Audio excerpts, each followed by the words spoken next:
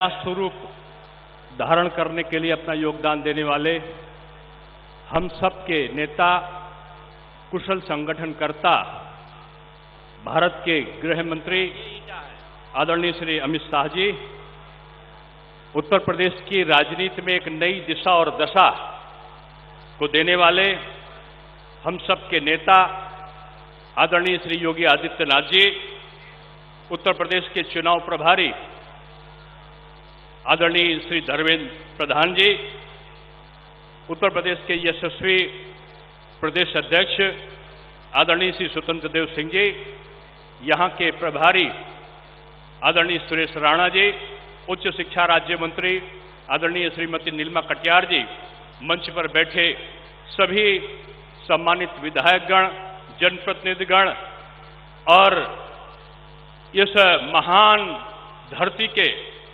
जो साहित्यकार, जो सांस्कृतिक कर्मी, जो संगीत कर्मी और जो ऋषि मुनियों की तपस्थली रही है, उसके सम्मानित नागरिक वृंद, आप सबके समक्ष आज एक ऐतिहासिक क्षण आया है और वो ऐतिहासिक क्षण लाने के लिए मैं अपने शिक्षा विभाग की तरफ से माननीय मुख्यमंत्री जी का वंदन और अभिनंदन करता हूं कि आज आजमगढ़ की महान जनता के लिए आज उन्होंने एक उपहार दिया है और ऐसा उपहार जो शिक्षा के क्षेत्र में क्रांति लाने वाला है। 108 करोड़ की लागत से बनने वाला ये विश्वविद्यालय पूर्वांचल का एक ऐसा विश्वविद्यालय जाना जाएगा जिसमें रोजगार परक शिक्षा होगी, जिसमें नर्सिंग के, फार्मेसी के, कंप्यूटर के और रोजगार परक तमाम प्रकार के पाठ्यक्रम संचालित होंगे। उत्तर प्रदेश का आधुनिकतम विश्वविद्यालय अगर शिक्षा के क्षेत्र में कोई होगा तो यह आजमगढ़ राज्य विश्वविद्यालय के रूप में होगा और इसको देने के लिए मैं अपने माननीय मुख्यमंत्री जी का साधुवाद देता हूं।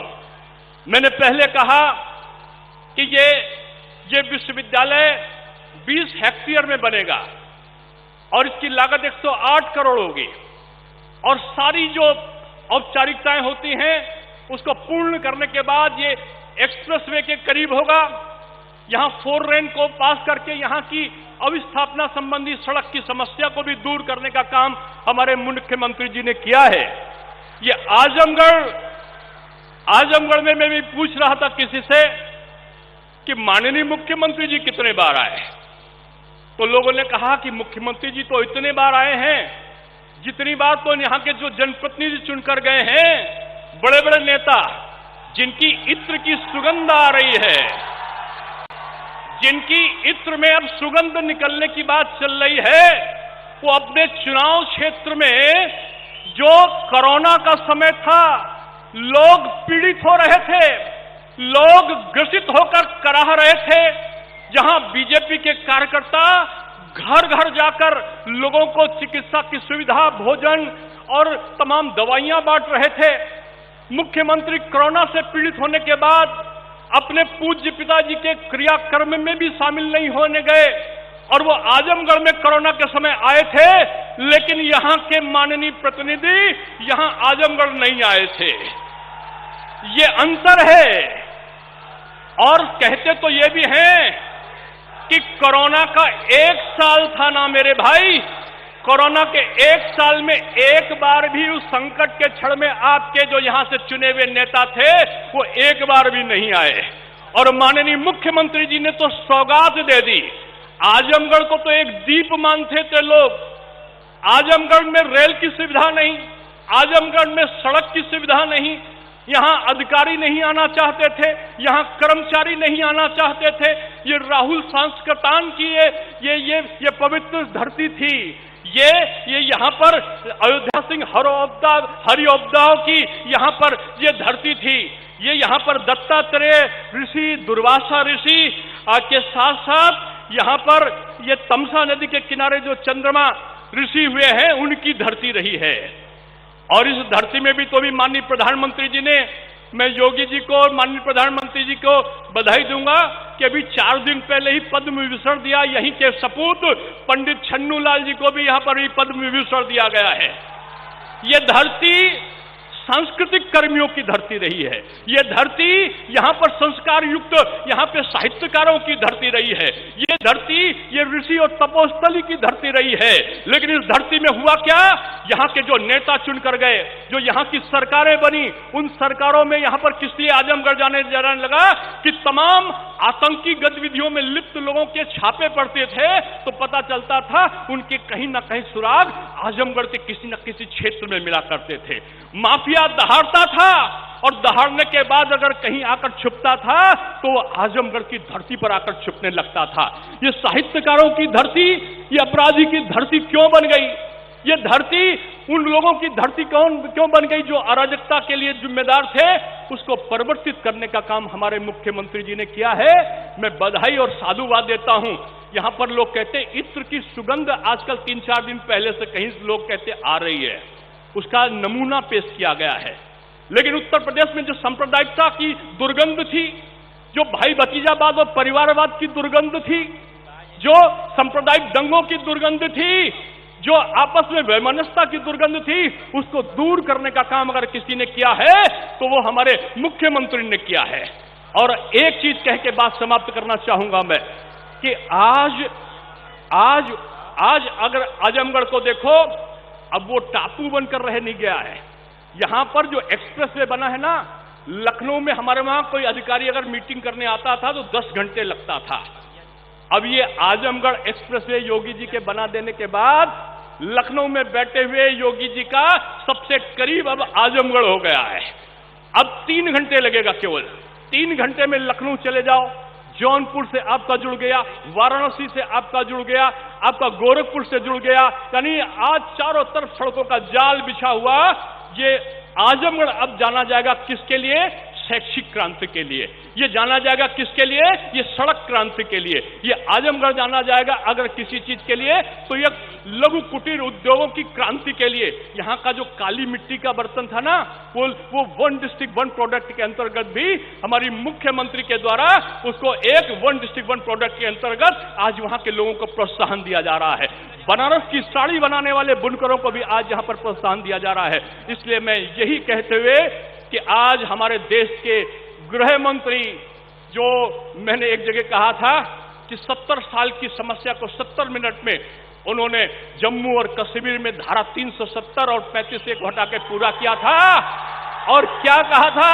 लोग कहते थे बंटवारा हो जाएगा, लोग कहते थे कि अगर धारा 370 हट गई ना तो देश हिंदुस्तान का जो कश्मीर का हिस्सा है पाकिस्तान चला जाएगा, वहां गृह युद्ध छिड़ जाएगा। अरे 70 मिनट की समस्या को संसद में कहा हमारे गृह मंत्री ने कि 1 2 3 कश्मीर फ्री, और कश्मीर फ्री हो गया।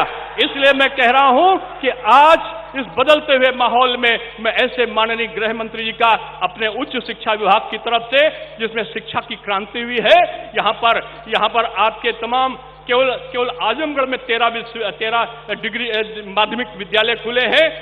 हमारे 29 डिग्री कॉलेजेस हमारे मंडल में खुले हैं, हमारे वाराणसी संकुल में खुले हैं।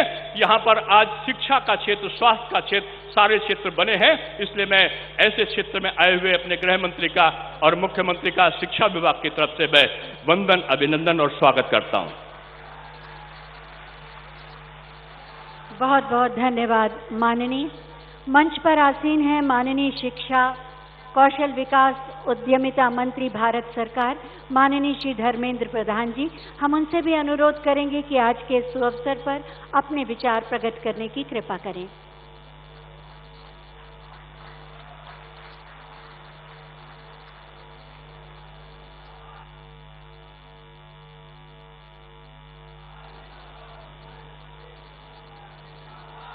आजमगढ़ की इस पवित्र धरती पे उत्तर प्रदेश सरकार की ओर से प्रधानमंत्री जी के द्वारा राष्ट्रीय शिक्षा नीति के उपरांत पूर्वांचल की इस पवित्र धरती पे, विद्वानों की धरती पे आज की विश्वविद्यालय की नींव रखने के कार्यक्रम के मुख्य अतिथि देश की लोकप्रिय गृह मंत्री, हम सभी के नेता आदरणीय अमित शाह जी, प्रदेश के यशस्वी मुख्यमंत्री आप सभी के लाडले योगी आदित्यनाथ जी, प्रदेश के उप मुख्यमंत्री आदरणीय दिनेश शर्मा जी, प्रदेश के अध्यक्ष विधायक मित्र स्वतंत्र देव सिंह जी, प्रभारी मंत्री सुरेश राणा जी, शिक्षा राज्य मंत्री नीलिमा कटियार जी, लोकसभा के वरिष्ठ सांसद आदरणीय वीरेंद्र सिंह जी, यशवंत सिंह जी, विजय बहादुर पाठक जी, विधायक मित्र अरुण यादव जी, राज्यसभा के सांसद मित्र विवेक ठाकुर जी, भाई और बहनों, मैं सबसे पहले मोदी जी की ओर से, भारत सरकार की ओर से योगी जी को बधाई देता हूं, उत्तर प्रदेश को बधाई देता हूं। मित्रों, 21वीं सदी ज्ञान की सदी है। 21वीं सदी भारत विश्व गुरु बनने की सदी है। ये तब संभव होगा जब उत्तर प्रदेश की नौजवान पढ़ना लिखना और 21वीं सदी लायक खुद को तैयार करेगा। उसकी सबसे बड़ा मौका आज योगी जी की सरकार ने पूर्वांचल की इस पवित्र धरती में आजमगढ़ में विश्वविद्यालय 50 एकड़ से ज्यादा लगभग 108 करोड़ की व्यय के ऊपर एक प्रगतिशील अत्याधुनिक जड़ से जुड़ी हुई जो उत्तर प्रदेश की कण कण में भारत की सभ्यता, भारत की मूल आत्मा बसी है, उसी उत्तर प्रदेश के अंदर नई पीढ़ी को आधुनिकता के साथ, जड़ के ऊपर आधुनिकता के साथ विश्व की ग्लोबल कॉम्पिटिटिव कैपेसिटी बनाने के लिए, रखने के लिए आज इस विश्वविद्यालय एक नया काशी जैसे एक प्रयोग किया गया है। मैं इस अवसर पे आप सभी को शुभेच्छा देता हूं। ऐसे कल्याणकारी योजनाओं की भरमार भारत सरकार, आज उत्तर प्रदेश सरकार मिलकर कर रहे हैं। सही मायने में जब पिछले बार हम लोगों ने आशीर्वाद मांगने आए थे 2017 में, अमित शाह जी ने आप सभी के पास जाके प्रधानमंत्री जी की इस वार्ता को पहुंचाया था, डबल इंजन की सरकार दीजिए। डबल इंजन की सरकार होने से विकास होती है, विकास होने से गरीबों की कल्याण होती है, पिछड़ों की कल्याण होती है, दलितों की कल्याण होती है, समाज के निचले तबके की जब कल्याण होती है, समाज विकसित होती है। आज उसी दिशा में तेजी से काम हो रहा है। मैं आज के अवसर पे पुनः भारत सरकार की ओर से आप सभी को शुभेच्छा देता हूं, योगी जी को शुभेच्छा देता हूं, आजमगढ़ मऊ के नागरिकों को शुभेच्छा देता हूं। इस परम पवित्र स्थान को आगामी 21वीं सदी में एक नया काशी के रूप में स्थापित करने के लिए बहुत बहुत धन्यवाद।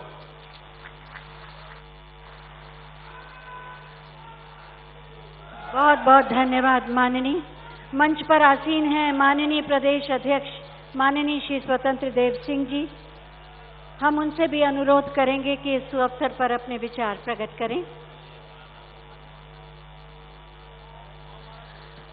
सबकी माननीय प्रदेश अध्यक्ष महोदय भी चाहते हैं कि कार्यक्रम आगे बढ़े।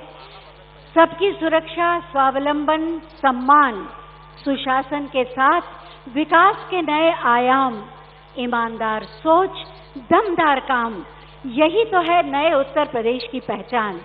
और इस पहचान को दिया है माननीय मुख्यमंत्री माननीय श्री योगी आदित्यनाथ जी ने। मैं बहुत ही आदर के साथ माननीय मुख्यमंत्री महोदय से अनुरोध करूंगी कि अपने आशीर्वचनों से हमें अभिसिंचित करें।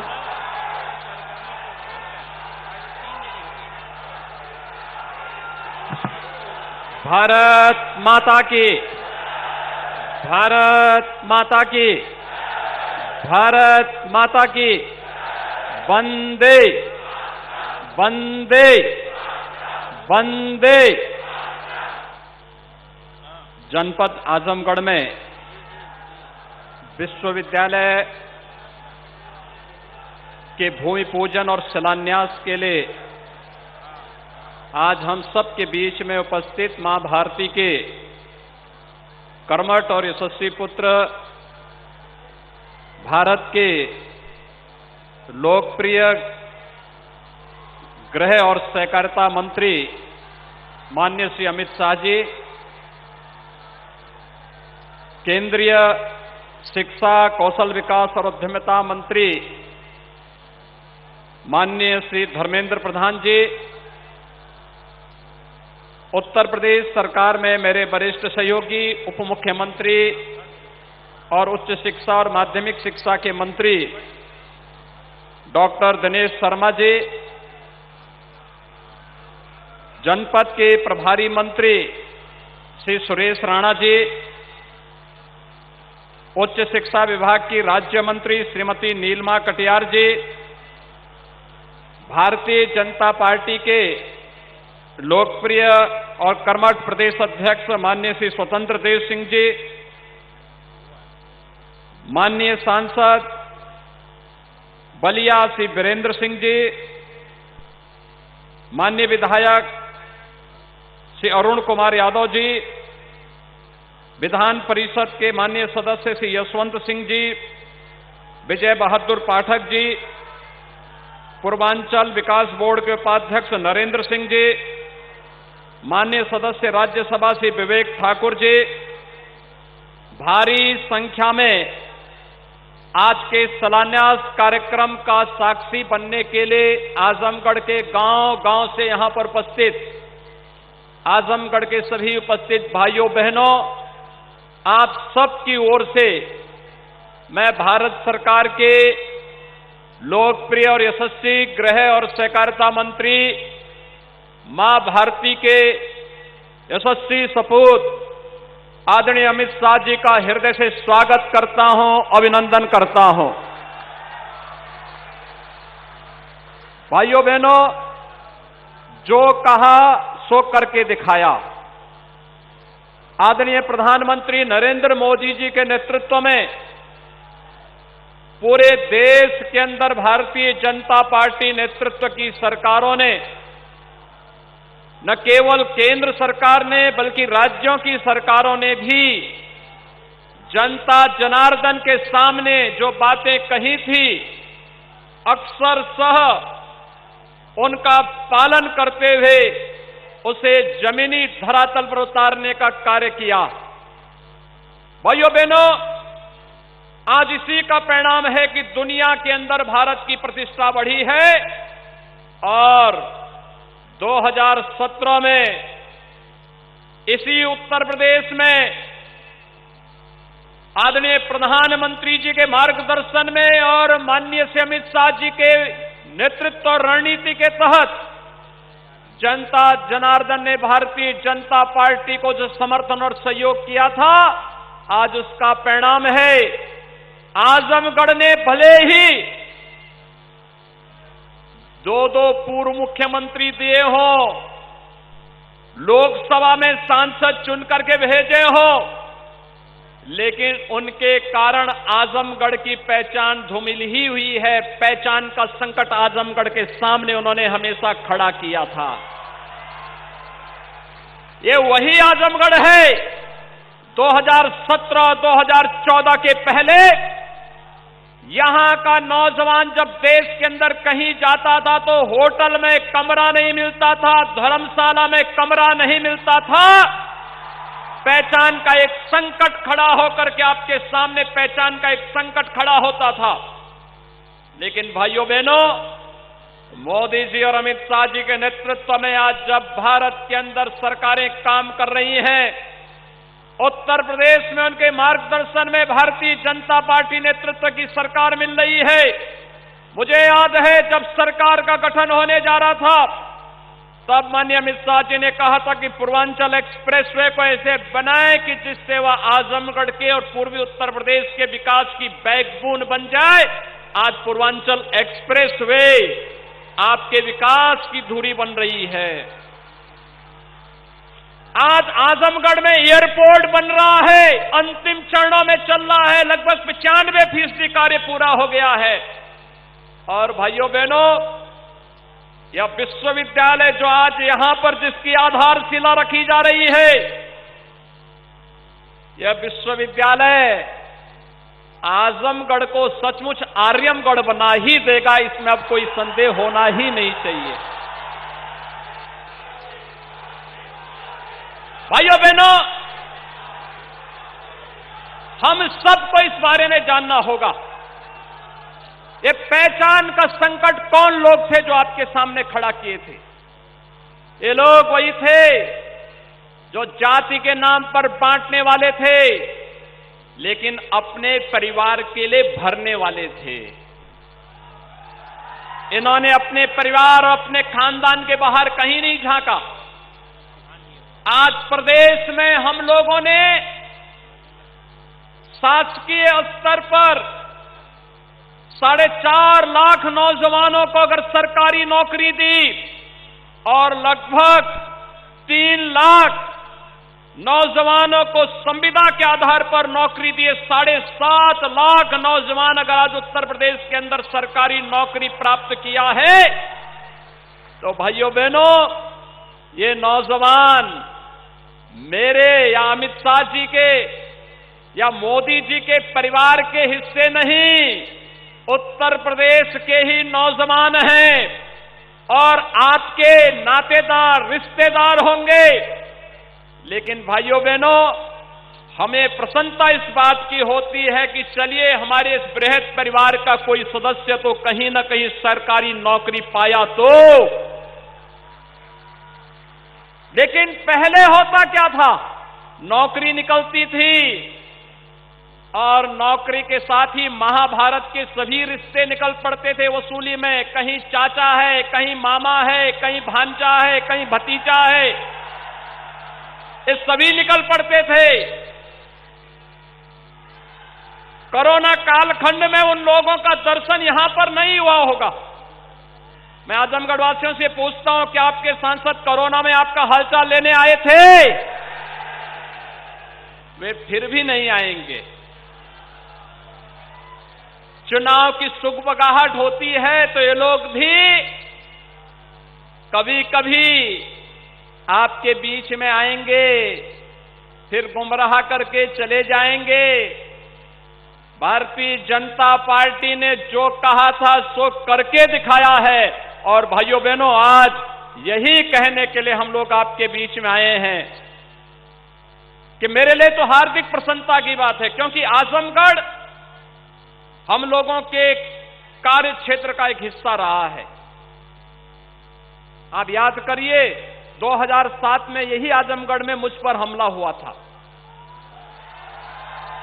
और तब मैं यहां पर आया था। तब हम लोग आए थे यहां पर, उस समय सिबली नेशनल कॉलेज में अजीत राय की इसलिए हत्या हो जाती थी क्योंकि वह अखिल भारतीय विद्यार्थी परिषद का कार्यकर्ता था और उसने वंदे मातरम के लिए कहा था कि वंदे मातरम का गायन गणतंत्र दिवस पे होना चाहिए। लेकिन भाइयों बहनों, कॉलेज परिसर में ही प्रिंसिपल कार्यालय के पास ही उनकी हत्या हो जाती है और 1 महीने तक एफआईआर तक दर्ज नहीं होती थी। आज क्या किसी की हिम्मत है कि संग से कोई सरेआम हत्या कर ले? आज कोई गुंडा किसी राह चलती हुई बेटी और बहन को छेड़ने का दुस्साहस कर पाएगा? अगर कोई करेगा तो उसे मालूम है कि दुर्योधन और दुशासन के क्या हाल हुए थे। और भाइयों बहनों, आज यही हम सब कहने के लिए आए हैं। विकास का हो, सुरक्षा का हो, गरीब कल्याण का हो, कोरोना कालखंड में कितना अभूतपूर्व कार्य प्रधानमंत्री मोदी जी के नेतृत्व में इस देश ने किया। सर्वाधिक प्रवासी कामगार और श्रमिक आजमगढ़ जनपद में भी आने वाले हैं। वे सभी यहां पर आए थे। 1 लाख से अधिक संख्या आपके जनपद में आई थी। लेकिन उन सबको सुरक्षित घरों तक पहुंचाना, भारतीय रेल ने फ्री में उनको यहां पर पहुंचाने की व्यवस्था करना, उत्तर प्रदेश परिवहन निगम से उन्हें पहुंचाने की व्यवस्था करना, उनकी फ्री में जांच, सभी लोगों के लिए फ्री में उपचार, फ्री में राशन की व्यवस्था, फ्री में टेस्ट। और भाइयों बहनों, जो खाद्यान्न पिछली सरकारों में ब्लैक हो जाता था, बांग्लादेश पहुंच जाता था, वह खाद्यान्न घर घर तक, हर व्यक्ति तक पहुंचाने का कार्य हुआ। प्रधानमंत्री मोदी जी ने 2020 में 7 महीने तक, 2021 में 8 महीने तक फ्री में खाद्यान्न दिया। और खाद्यान्न ही नहीं दिया भाइयों बहनों, फ्री में वैक्सीन, मुफ्त में वैक्सीन। कितने लोगों ने वैक्सीन लगाया है? जिन लोगों ने नहीं लगाया वैक्सीन जल्दी लगा लें। और आपके आसपास नजदीक का कोई भी व्यक्ति बचा है, उसको भी एक फ्री में वैक्सीन लगा करके कोरोना महामारी को सदैव के लिए बोतल में जिन्न की तरह भरने का काम कर दीजिए, जिससे सामान्य जीवन, नागरिक के जीवन और उसकी जीविका को बचाने के लिए प्रधानमंत्री मोदी जी के नेतृत्व में जो कार्य चल रहा है, उस कार्य को हम तेजी के साथ आगे बढ़ा करके एक भारत श्रेष्ठ भारत की परिकल्पना को और भी तेजी ढंग से आगे बढ़ा सकेंगे। और इसीलिए सरकार ने तय किया है भाइयों बहनों कि मई से लेकर के होली तक, यानी होली से लेकर दीपावली तक फ्री में राशन प्रधानमंत्री मोदी जी ने उत्तर प्रदेश के 15 करोड़ लोगों को दिया, देश के अंदर 80 करोड़ लोगों को दिया। और सरकार ने तय किया है कि दीपावली से के होली तक उत्तर प्रदेश के इन 15 करोड़ लोगों को हम फ्री में राशन उपलब्ध करवाने का कार्य करेंगे। 15 करोड़ लोगों में अंत्योदय परिवार वालों को, अंत्योदय कार्ड धारक को 35 किलो खाद्यान्न, खाद्यान्न का मतलब गेहूं और चावल, 1 किलो दाल, 1 किलो खाद्य तेल, 1 किलो चीनी और 1 किलो नमक भी उनको मिलेगी। दिसंबर के प्रथम सप्ताह में यह मिलना प्रारंभ हो जाएगा। पात्र गृहस्थी परिवारों को प्रति यूनिट, यानी हर यूनिट पे 5 किलो खाद्यान्न। अगर किसी परिवार में 9 लोग हैं तो उनको 45 किलो, 7 लोग हैं तो 35 किलो, 5 लोग हैं तो 25 किलो खाद्यान्न मिलेगा। 1 किलो दाल, 1 किलो खाद्य तेल, 1 किलो नमक उस परिवार को भी होली तक प्राप्त होगा। भाइयों बहनों, प्रधानमंत्री अन्न योजना को होली तक बढ़ाने के लिए आप सबको बधाई। हर एक गरीब के जीवन को बचाने का एक कार्यक्रम आगे बढ़ेगा। दूसरा, यहां पर विश्वविद्यालय बनेगा, अगले सत्र में प्रारंभ भी हो जाएगा। आजमगढ़ और मऊ के 400 महाविद्यालय और 2,66,000 बच्चे उन महाविद्यालयों में पढ़ते हैं, उन सबको इससे संबद्ध करके यहीं से डिग्री देने का कार्य भी यह विश्वविद्यालय यहां पर कर देगा। नए नए पाठ्यक्रम चलेंगे। आजमगढ़ और मऊ के नौजवानों को लिए नौकरी और रोजगार के लिए भटकना नहीं पड़ेगा, घर घर में ही उनको ये सब प्राप्त होगा। और भाइयों बहनों, अपने नौजवानों के लिए सरकार स्मार्टफोन और टैबलेट लेकर के आ रही है। आप देखना, स्मार्ट नौजवान बनेगा यूपी का। अब मोबाइल फोन और स्मार्टफोन के माध्यम से और टैबलेट के माध्यम से ही सारी गतिविधियां घर में बैठ करके ऑनलाइन एजुकेशन की पूरी व्यवस्था भी होने जा रही है। इस सब के लिए आपको मैं बधाई देता हूं। आजमगढ़ वासियों को, मऊ जनपद वासियों को इस विश्वविद्यालय के लिए बधाई। माननीय गृह मंत्री जी का आभार और हृदय से स्वागत और अभिनंदन करता हूं। माननीय धर्मेंद्र प्रधान जी का स्वागत और अभिनंदन करता हूं कि उन्होंने आज यहां पर, यहां के आजमगढ़ वासियों के लिए समय देकर के इस विश्वविद्यालय की आधारशिला करने के लिए स्वयं माननीय गृह मंत्री जी स्वयं यहां पर पधारे हैं। आप सबकी ओर से मैं एक बार फिर से उनका हृदय से स्वागत और अभिनंदन करते हुए वाणी को देता हूं विराम। जय जय श्री राम। बहुत बहुत धन्यवाद माननीय, आपके प्रेरणादायी उद्बोधन के लिए। और अब मैं माननीय गृह एवं सहकारिता मंत्री माननीय श्री अमित शाह जी से अनुरोध करूंगी कि बटन दबाकर आजमगढ़ राज्य विश्वविद्यालय का शिलान्यास करने की कृपा करें। 108 करोड़ की लागत से प्रथम चरण संपन्न होगा। 49.5 एकड़ के क्षेत्रफल में फैला ये विश्वविद्यालय युवाओं के सपनों को साकार करेगा, आजमगढ़ की प्रगति का द्वार खोलेगा।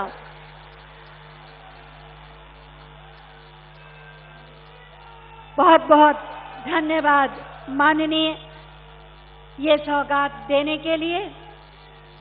प्रतिबद्धता, परिश्रम और परिणाम के लिए जाने जाते हैं माननीय गृह मंत्री माननीय श्री अमित शाह जी। हम बहुत ही आदर के साथ उनसे अनुरोध करेंगे कि अपने आशीर्वचनों से हमें अभिसिंचित करें।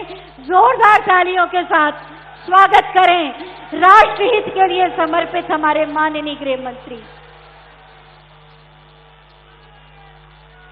मेरे साथ बोलिए, भारत माता की। अरे भाई, आजमगढ़ वालों को क्या हो गया है? ऐसी आवाज होती है क्या आजमगढ़ वालों की?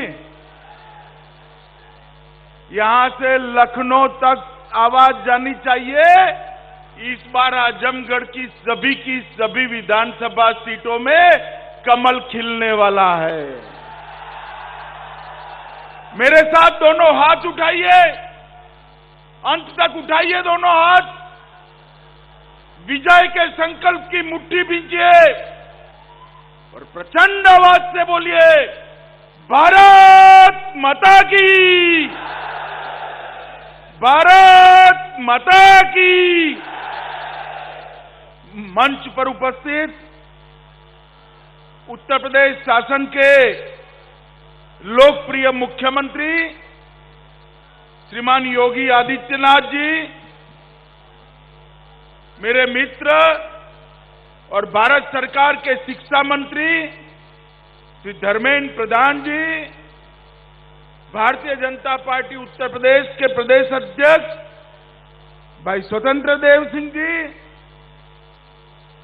श्री दिनेश शर्मा जी, श्री सुरेश राणा जी, श्री विवेक ठाकुर जी, श्रीमती नीलिमा कटियार जी, सांसद वीरेंद्र सिंह जी, श्री यशवंत सिंह जी, श्री विजय बहादुर पाठक जी, श्री अरुण कुमार यादव जी, उपाध्यक्ष पूर्वांचल विकास बोर्ड श्री नरेंद्र सिंह जी, और आज इतना देर होने के बावजूद भी इतनी बड़ी संख्या में आए हुए आजमगढ़ के मेरे प्यारे भाइयों, बहनों, माताओं और मेरे जिगर के टुकड़े जैसे युवा मित्रों,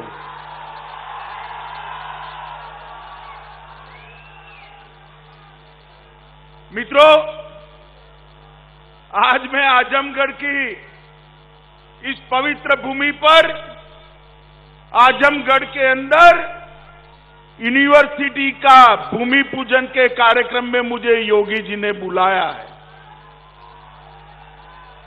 मैं योगी आदित्यनाथ जी का धन्यवाद करना चाहता हूं कि जिस आजमगढ़ को दुनिया भर के अंदर सपा के शासन के अंदर कट्टरवादी सोच और आतंकवाद की पनाहगाह के रूप में जाना जाता था, उसी भूमि पर आज मां सरस्वती का धाम बनाने का काम उन्होंने। मित्रों, ये भूमि, ये हमारा उत्तर प्रदेश बाबा विश्वनाथ की भूमि है, प्रभु श्री राम की भूमि है, योगेश्वर कृष्ण की भूमि है, तथागत बुद्ध, आदिनाथ ऋषभदेव, संत कबीर, गुरु गोरखनाथ, महाराज सुहेलदेव और पंडित मदन मोहन मालवीय की भूमि है। मित्रों, इस पवित्र भूमि पर जहां कभी वशिष्ठ मुनि का आश्रम हुआ करता था, वही भूमि पर आज फिर से एक बार मां सरस्वती का मंदिर बनने जा रहा है। मैं योगी जी को बहुत बहुत बधाई देने जा रहा हूं। मित्रों, यहां मैंने योगी जी को पूछा कि मंच तो यहां है, आजमगढ़ से यूनिवर्सिटी कितने दूर बनाई है? उन्होंने मुझे कहा, अमित भाई इसी जगह पर यूनिवर्सिटी बनेगी और इसी जगह पर ये मंदिर बनने वाला है। मित्रों, एक शुरुआत है परिवर्तन की। जिस आजमगढ़ को देश विरोधी गतिविधियों का अड्डा बनाकर रखा था, उस आजमगढ़ से आज युवा शिक्षित होकर देश के विकास के काम में लगेंगे। ये बहुत बड़ी उपलब्धि है। मित्रों, मैं आज यहां आया हूं। यहां पर एक नई यूनिवर्सिटी की स्थापना हो रही है। मैं योगी आदित्यनाथ जी को एक सुझाव देना चाहता हूं कि ही उत्तर प्रदेश की भूमि पर परदेशी आक्रांताओं को खदेड़ने का काम महाराज सुहेलदेव जी ने किया था। अगर ये यूनिवर्सिटी का नाम हम उनके नाम पर रखते हैं तो ये लोगों के लिए बहुत बड़ा संदेश।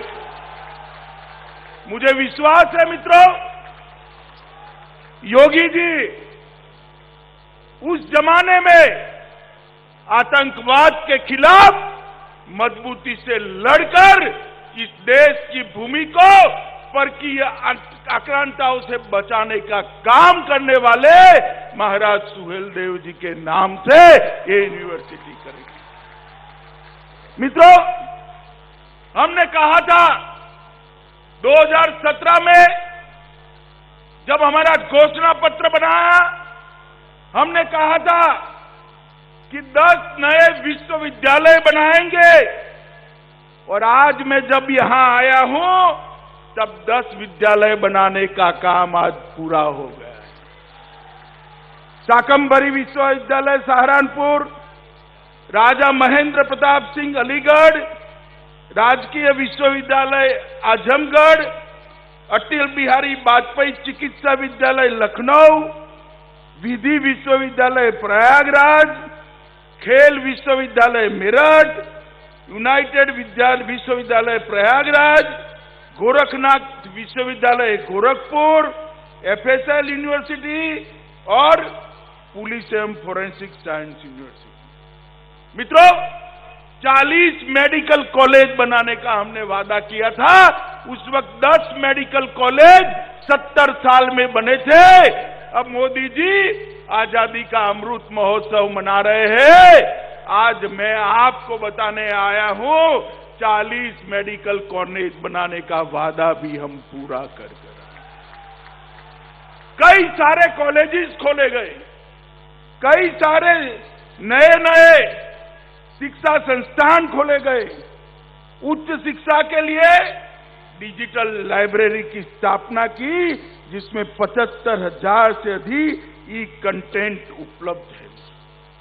पाठ्यक्रम नए बनाए जा रहे हैं और मोदी जी जो नई शिक्षा नीति लेकर आए हैं उसको अमली जामा पहनाने का काम भाई धर्मेंद्र प्रधान का है। मगर मुझे आनंद है कि योगी जी नई शिक्षा नीति को मोदी जी के स्पिरिट के हिसाब से उत्तर प्रदेश में भूमि पर उतारने का काम कर रहे हैं।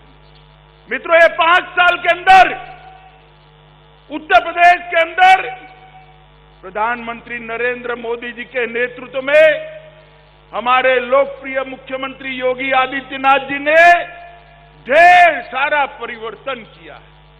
यहां पर पहले जातिवाद, परिवारवाद और तुष्टीकरण का राज चलता था, सबको न्याय नहीं मिलता था। आज योगी जी ने यहां पर जातिवाद, परिवारवाद और तुष्टीकरण पर पूर्ण विराम करने का काम कर दिया। और 5 साल के अंदर उत्तर प्रदेश के अंदर एक बहुत बड़ा परिवर्तन आया है। मेरी बात आप जरूर ध्यान से सुनिएगा मित्रों। 2017 के पूर्व उत्तर प्रदेश देश की 6ठी अर्थव्यवस्था थी। कौन सी अर्थव्यवस्था थी? जोर से बोलो, कौन सी? आज देश की दूसरी सबसे बड़ी अर्थव्यवस्था हमारा उत्तर प्रदेश बना। प्रदेश का जीडीपी 10,90,000 करोड़ था, आज 21,31,000 करोड़ करने का काम। बेरोजगारी का दर 70.5% था, कम करते करते करते 4.1% पर रहा है। मेडिकल कॉलेज 10 थे, आज 40 है। मेडिकल कॉलेज सीटें 1200 थी, आज 3800 है। मित्रों, ढेर सारा किसानों का अनाज, धान खरीदने का काम भारतीय जनता पार्टी की योगी सरकार ने किया है। इसके कारण धान और अनाज के उत्पादन में भी बहुत बड़ी बढ़ोतरी हुई है। पहले उत्तर प्रदेश में 4 हवाई अड्डे थे, अब 8 है। आधे अधूरे 2 एक्सप्रेसवे थे, 5 नए बन चुके हैं। और मित्रों, सबसे बड़ा काम अगर भाजपा के शासन में हुआ है तो उत्तर प्रदेश को माफिया राज से मुक्ति दिलाने का काम योगी आदित्यनाथ ने। आजमगढ़ इसका उदाहरण है। कैराना से लोग पलायन कर रहे थे, बच्चियों की उच्च शिक्षा नहीं हो पाती थी। आज मैं गर्व के साथ पूरे देश भर के अंदर कहता हूं कि माफिया उत्तर प्रदेश छोड़कर चले गए हैं। यहां माफिया का राज नहीं है, कानून का राज। हजारों एकड़ सरकारी भूमि माफिया हजम कर बैठ गए थे। योगी जी ने कठोरता के साथ इसको खाली कराकर वो भूमि को विकास के काम में लगाने का काम किया है। मित्रों, गरीब कल्याण के लिए ढेर सारी सुविधाएं मोदी जी ने जो भेजी, योगी जी ने इसको जमीन पर उतारा है। ढेर सारे लाखों की संख्या में घर बने, घर में बिजली पहुंची, घर में शौचालय बने, घर के अंदर 5 लाख तक का स्वास्थ्य के बीमा का कार्ड हर गरीब को देने का काम ये भारतीय जनता पार्टी की सरकार ने किया है। और साथ ही साथ अब हर घर में शुद्ध पीने का पानी भी पहुंचाने का काम हो रहा है। मित्रों, और बहुत बड़ा डिफेंस कॉरिडोर उत्तर प्रदेश को मोदी जी ने दिया है। कल ही रक्षा मंत्री और योगी जी ने मीटिंग कर बहुत बड़े डिफेंस के कारखाने यहां आए, इसके लिए एक भूमि तैयार करने का काम। मित्रों, मोदी जी ने एक जैम लाया है जिससे भ्रष्टाचार विहीन खरीदी हो सके। उसका आधार क्या है? जे का मतलब है जन धन बैंक अकाउंट, ए का मतलब है आधार कार्ड और एम का मतलब है हर आदमी को मोबाइल। अब जब मैं कहीं बोला ऐसा गुजरात में, तो एक समाजवादी पार्टी के नेता बोले हम भी जैम लाए हैं। मुझे थोड़ा आश्चर्य लगा। मैंने एक पत्रकार को पूछा कि भाई ये कौन सा जैम लाए, जरा जांच करो तो। उसने कहा आपको मालूम नहीं है? मैंने बोला नहीं, मुझे नहीं मालूम है। उन्होंने कहा उनके जैम का मतलब है जे से जिन्ना, ए से आजम खान और एम से मुख्तार। अब भाई आप मुझे बताओ, आपको भाजपा का जैम चाहिए या समाजवादी पार्टी का चाहिए?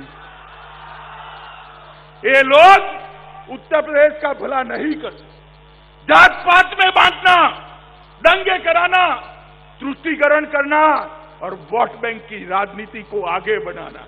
जैसे ही चुनाव आया है, अखिलेश जी को जिन्ना बहुत महान दिखने लगे हैं। मैं इतनी बड़ी भीड़ में बहुत सारे माइनॉरिटी के भाई बहन बैठे हैं, कोई आदमी ऐसा है जिसको जिन्ना में महान व्यक्ति की नजर आती है? कोई है? अब अखिलेश जी को लगता है भाई, क्योंकि चुनावी मौसम आया है। मगर मैं अखिलेश जी आपको एक बात कहता हूं, मैं योगी सरकार को एक सर्टिफिकेट देकर जाना चाहता हूं। उन्होंने पूर्वांचल को मच्छर और माफिया दोनों से मुक्त कर दिया है। यहां आप सफाई भी नहीं कर सकते थे, सफाई नहीं करते थे, मच्छरों का शासन था। गोरखपुर पूरा पूर्वांचल दिमागी बुखार से, दिमाग के बुखार से बच्चे मारे जाते। मोदी जी के स्वच्छता के अभियान को योगी आदित्यनाथ ने जमीन पर उतारा और स्वच्छता अभियान के कारण मच्छर मुक्त पूर्वांचल बनाने का काम किया। और माफिया जिस प्रकार का शासन चला, उत्तर प्रदेश के बाहर अपने घर ढूंढने लगे हैं, वो भी उत्तर प्रदेश से पलायन कर गए। मित्रों, मैं जब यहां पर आया हूं तब आपने 2 बार, बैठो 2 बार मोदी जी को पूर्ण बहुमत दिया ना भाई? जरा जोर से बोलो, दिया है नहीं दिया? उत्तर प्रदेश ने मोदी जी को 2 बार पूर्ण बहुमत वाला प्रधानमंत्री बनाया।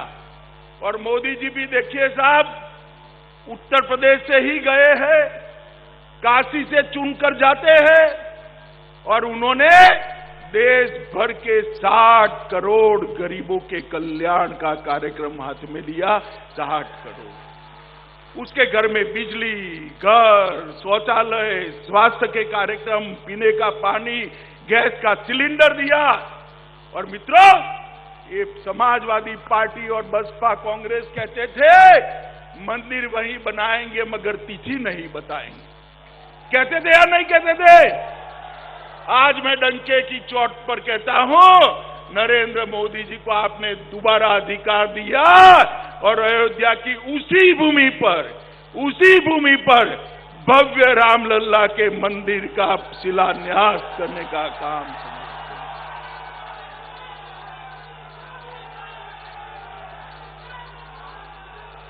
और देखते वहां पर एक भव्य राम मंदिर बनेगा जिसकी ध्वजा आसमान के साथ बात करती होगी, ऐसा राम मंदिर बनेगा। दुनिया भर के करोड़ों भारतीयों के मन में हमारे आराध्य श्री राम का भव्य मंदिर बने, ये अपेक्षा थी। आज मोदी जी ने वो अपेक्षा को पूरा किया। मित्रों, जब से जनसंघ की स्थापना हुई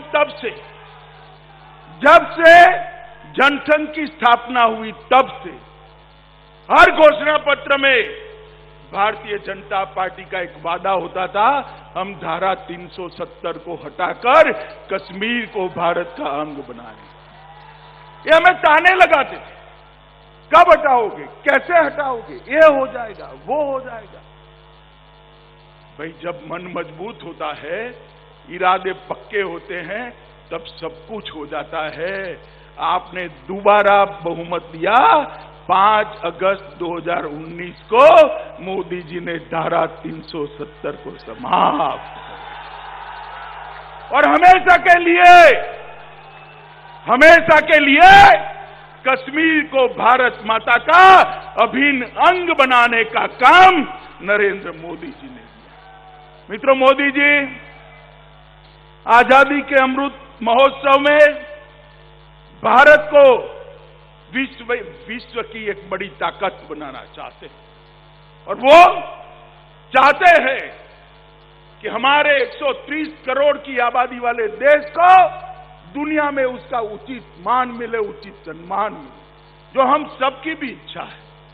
और आपका आशीर्वाद मोदी जी को हौसला दिलाता है। आपका आशीर्वाद मोदी जी को आगे बढ़ने का इरादा पक्का करता है। अब यूपी में चुनाव आने वाला है। मित्रों, मुझे बताइए, आजमगढ़ वालों से मेरा तीनों चुनाव में एक फरियाद रहा है, भारतीय जनता पार्टी को विधानसभा की सीटें यहां से नहीं मिलती। इस बार आजमगढ़ वालों को मैं कहने आया हूं, भैया बहुत हो गया, भाजपा के अलावे किसी का खाता न खुले, ऐसी व्यवस्था कर दीजिए। मुझे बताइए करेंगे क्या? सुनाई नहीं पड़ता है, जोर से बोलिए, करेंगे क्या? आजमगढ़ की एक एक सीट इस बार नरेंद्र मोदी जी की झोली में चाहिए, योगी आदित्यनाथ को मुख्यमंत्री बनाने के लिए देनी चाहिए। मित्रों, आज मैं यहां आया हूं तब आप सभी को फिर से एक बार बहुत बहुत बधाई देता हूं कि आज यहां पर सरस्वती का एक मंदिर बनने जा रहा है, जो आजमगढ़ की छवि को, आजमगढ़ की पहचान को न केवल भारत, पूरे विश्व के अंदर बदलने का काम करेगी। इसके लिए मैं आजमगढ़ को बहुत बहुत बधाई देता हूं। आजमगढ़ को एक्सप्रेस वे के लिए भी बधाई देता हूं। आजमगढ़ को बनने वाले हवाई अड्डे के लिए भी बधाई देता हूं, और आजमगढ़ को मच्छर और माफिया से मुक्त होने के लिए भी बधाई देता हूं। मित्रों, आप सभी लोग यहीं से एक संकल्प कर कर जाइए कि इस बार उत्तर प्रदेश में 300 पार वाली भारतीय जनता पार्टी की सरकार बनानी। तो मेरे साथ दोनों हाथ उठाइए, उठाइए दोनों हाथ, विजय के संकल्प की मुट्ठी बींचे और प्रचंड आवाज से बोलिए, भारत माता की, भारत माता की, भारत माता की। बोलो जय श्री राम, जय श्री राम, जय जय श्री राम, वंदे मातरम।